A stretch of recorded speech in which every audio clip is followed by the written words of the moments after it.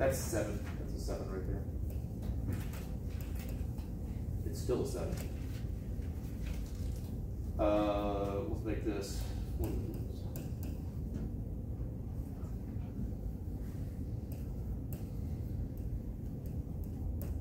What is the weight of the person?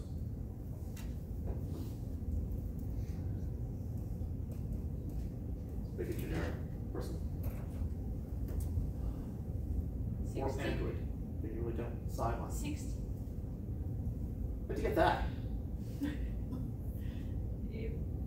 Just like 30 plus 70 minus 40. Yeah. So I got 100 newtons pulling up. I know I got 40 newtons coming down because of the beam. Oh, I guess I should have stated, it's an equilibrium.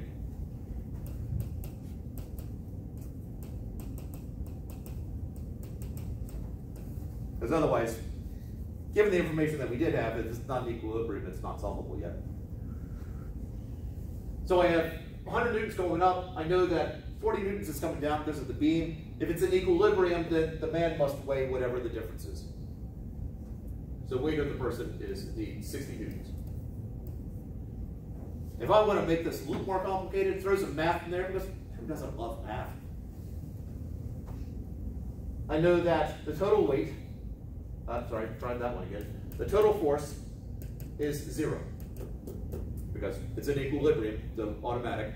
Or if I told you the total force is 0, you know it's an equilibrium. So total force is 0, and that will be, let's make up positive. So that is 30, positive 30 plus 70 minus 40 plus weight of person. In theory, we don't know whether this is going to be positive or negative. I'm just going to ahead and put this generic in because I want to point out one other thing. So I know that this is 60.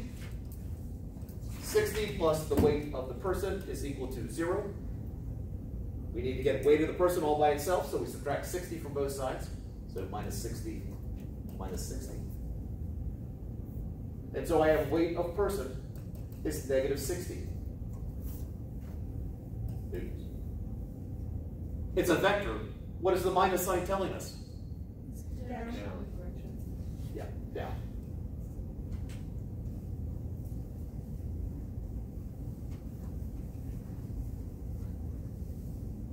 Questions to here?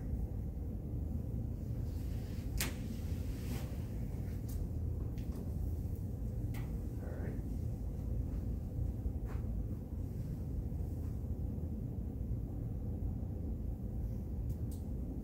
You know what? That probably is sufficient. Because the lab that we're going to be doing today is you're going to take a meter stick and you're going to suspend the meter stick by 2 strings. You're going to put various weights onto the meter stick at various places and look at the forces up compared to the forces down. Then you're going to have some mystery mass, of which you'll know what it is because you've already measured it, but you're going to pretend you don't know it when you do the experiment. And you're going to figure out the forces up, the forces down, and then based upon that, figure out what the weight of that mystery mass is. And once you know that weight, calculate what the mass is and compare it to what you actually measured the mass was directly. You'll see it all in the lab. So, if there are no more questions, I say let's mosey down to 306.